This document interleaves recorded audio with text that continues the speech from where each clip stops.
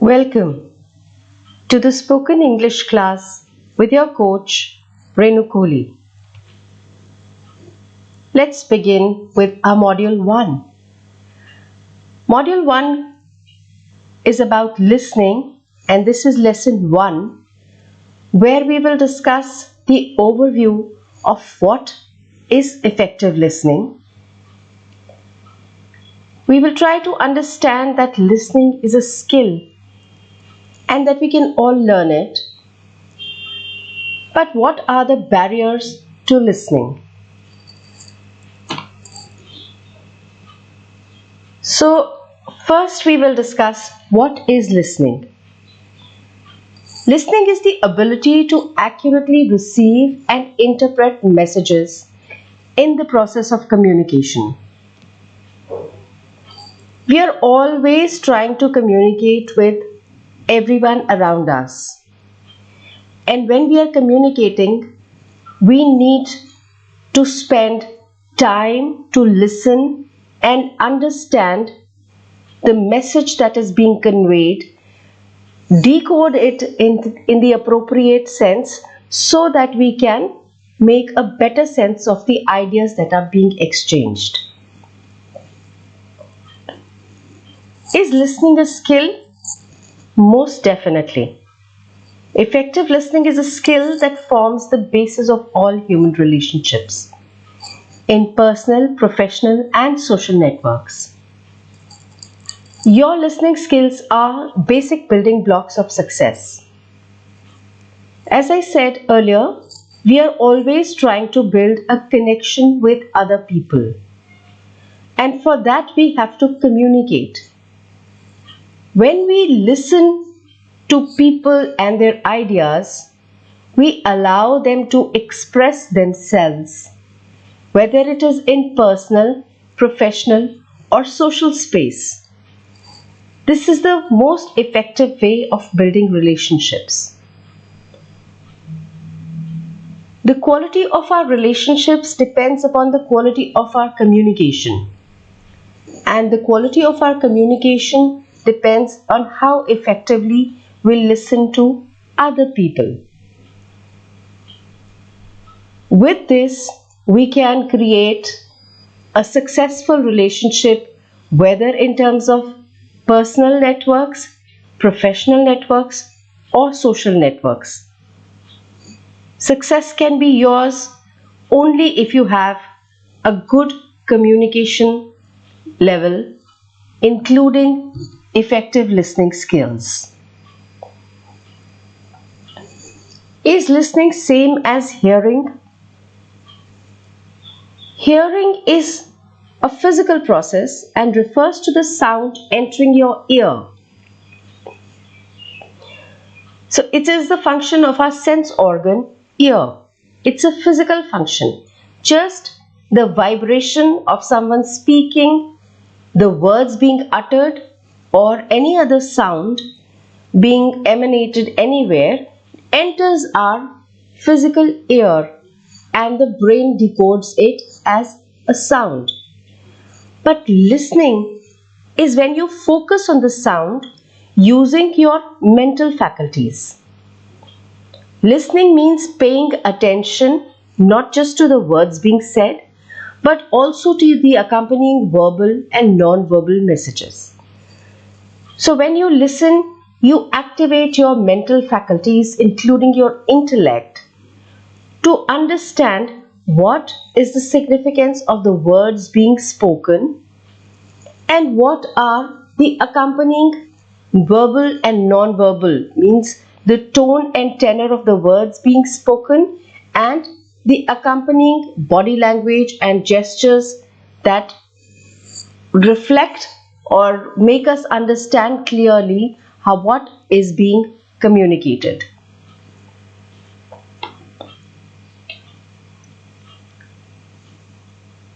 This is a quotation by Dr. Rachel Naomi Remen, who has summed it up in a most beautiful way by saying, "The most basic and powerful way to connect to another person is to listen. Just listen." Perhaps the most important thing we ever give each other is our attention. This just completely sums up the function of listening. Basically, we are listening to connect with other people, and people want attention from us. Just as we want attention from them, they want attention from us. Just as we want people to listen to us, people are also expecting to be given a proper listening. Not just hear what they have to say, listen with your mind and your intellect. Now, there are certain barriers to listening. What makes listening difficult? If listening was a very easy activity, everybody would be listening with their mind. But there are so many barriers which prevent us from listening effectively. Some of them are given here. Blending, paralinguistics, types of oral discourse, slangs and colloquialisms, morphological reductions, pragmatic reductions, ellipses, performance variables, and regionalism. So let's begin with blending. Blending is a way to reduce two or more variables so that the sound of the words run together. You take two or more words and combine them in such a way that you save time and you speak more efficiently. For example, you gotcha do it. It means you have got to do it. We have just blended the words got to, have got to create a word gotcha. It is just a way of speaking more fluently and more efficiently to save time.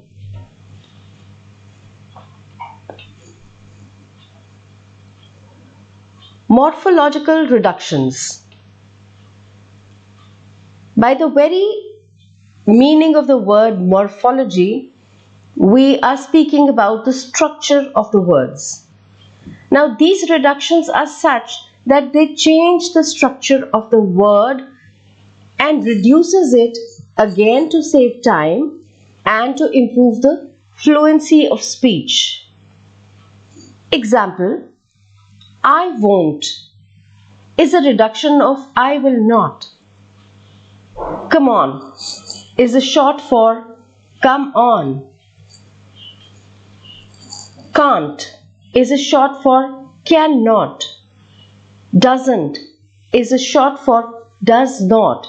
We have changed the structure of the word to create a reduced word, connected word to improve the flow of a speech.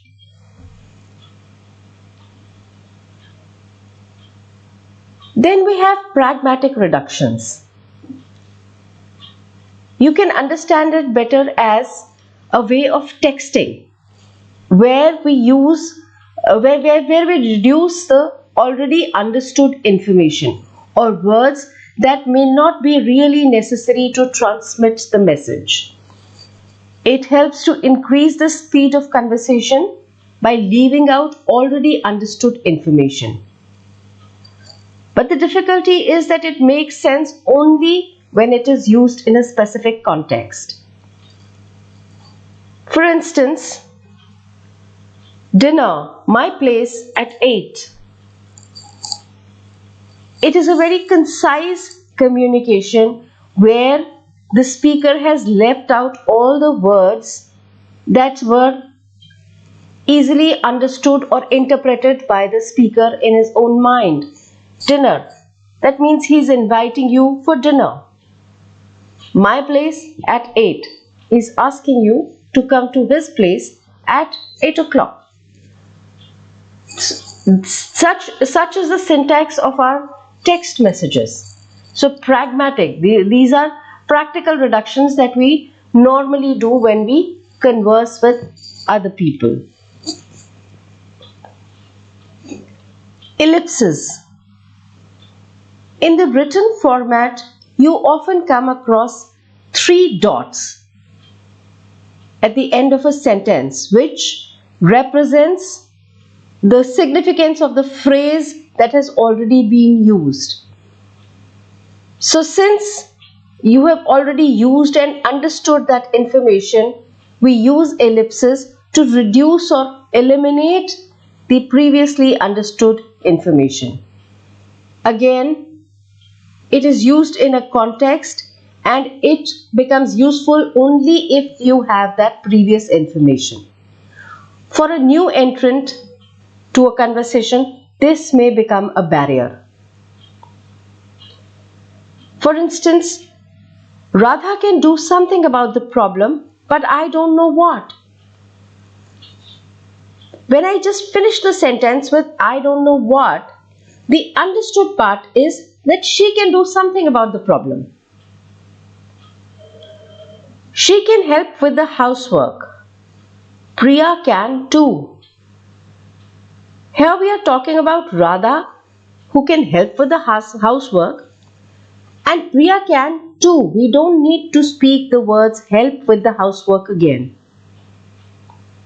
We are assuming that the person has understood that we are talking about housework. Neena can speak 7 languages, but Rohit can speak only 2. Again, it is understood that we are talking about languages. So while Neena can speak 7, Rohit can only speak 2. It is just a way of reducing the information that has already been understood or conveyed in appropriate ways. Paralinguistics. Paralinguistics is a part of communication which is outside of the words themselves. The volume, the speed, the intonation of the voice, along with gestures and other non-verbal cues. Paralinguistics involve body language, gestures, facial expressions, tone and pitch of the voice. Some people like to speak very fast. Some people speak very slow. I am not going there. I am not going there. These are some variations which we can club as paralinguistics, where we have changed the speed of the words, speed of the flow of the words. It may be fast, it may be slow, it may be high pitched or it may be very low. The volume of the words being spoken is high or low. So all these and the accompanying body gestures, the body language, the use of hands, eye contact, facial expressions like frown or smile, gestures, hand movements, the way a person is standing, all these are the examples of paralinguistic features. Then we have performance variables. Process of thinking as you speak, which allows you to manifest a certain number of performance, hesitations, pauses, backtracking, and corrections. Sometimes when you're speaking extempore or spontaneous on the spot, you may hesitate to find the right words or to create the right expression. That is called performance variables. You pause in between, you clear your throat, you go back to the beginning. Let me begin by, I want to introduce myself. I backtracked from the first sentence to restart the communication with a new set of words. That is called backtracking. Or sometimes in a flow of words, you say something maybe in the wrong pronunciation, maybe the wrong use of the word, and then you correct it. Excuse me, I mean this. This is called performance variables. And sometimes when you are speaking and you can't find the right word, you use the what I. These are kind of pauses or hesitations that are included as performance variables. Types of oral discourse. Now it also depends, the barriers also come from the kind of communication that is being going on. What is the scenario where you have to sit and listen? Is it a monologue? Is it that there is one person speaking and you just have to listen? Or is it a dialogue where you also participate in a discussion? Examples of monologue can be a classroom lecture, a stand-up comedy, a public speaking event, or a political speech where the speaker is speaking and all you have to do is listen. On the other hand, there is a dialogue form which is a discussion or a debate or an interview or an interaction, class interaction, where each participant is speaking and the others are listening, and then in the due course the other person is speaking and the first person is listening.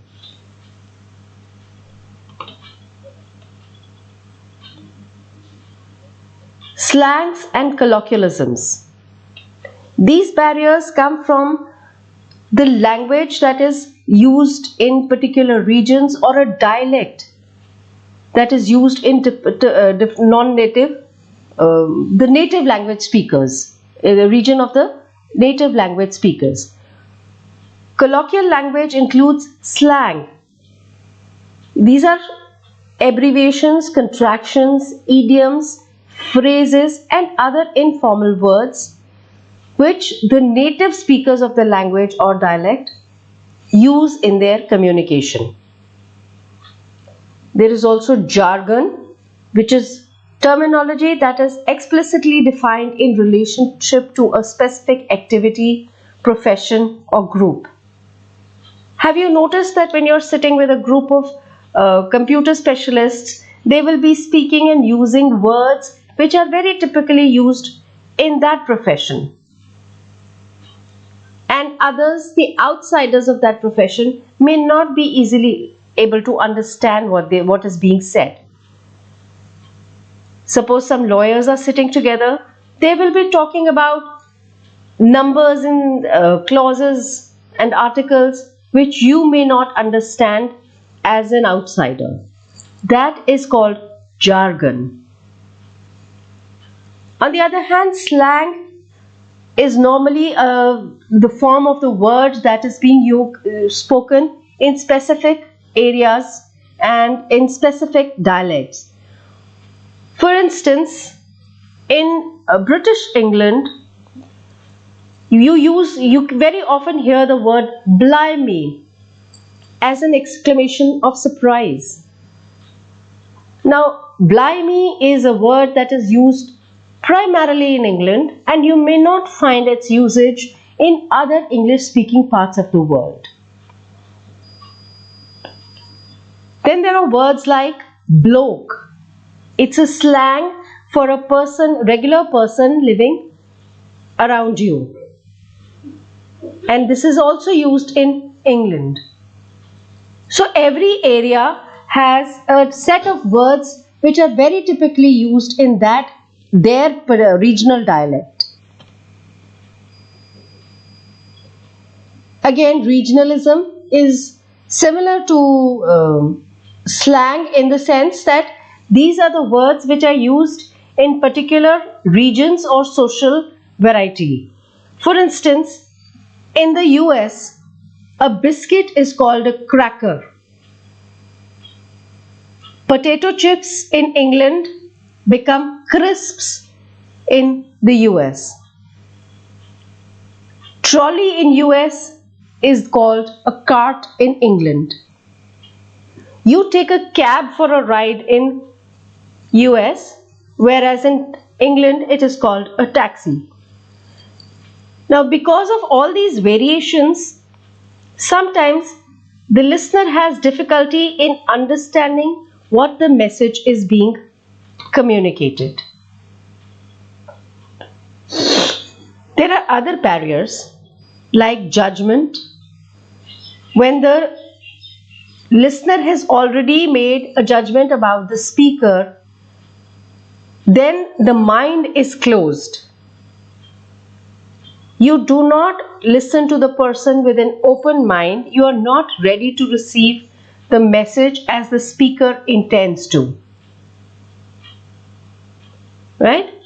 Getting ready for counter arguments. Sometimes you just listen to respond and retort back, argue back without really understanding the importance of what is being said. Sometimes you may be distracted. Maybe you're sitting in a presentation, but you are fiddling with your phone, or you are texting to other people, or there are some ambient sounds of the environment like the whirring of the AC or the fan, which is irritating you. Then you are distracted from the message of the speaker. As a listener, you are distracted, and that makes it difficult to understand what the speaker is trying to speak. Making presumptions. You already assume certain things and you form your assessment of what is being communicated based on your own assumptions. Connection. If you are not connected with the speaker or the theme of what is being said, you may not be listening, or you may not be giving your attention fully to the message, and you may be absent to the communication. Personal filters. Sometimes what is being said is filtered out of your perspective based on your personal beliefs and your personal values.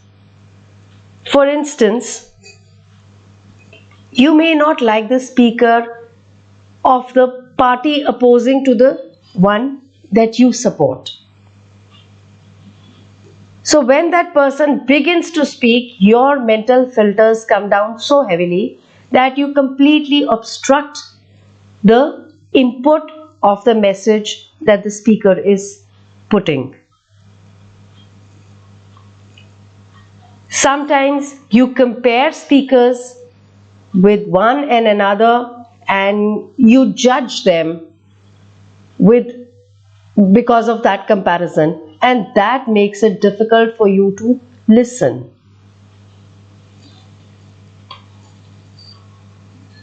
And with this we come to the end of this lesson 1. You will be given an accompanying worksheet, a quiz. You have to complete that quiz.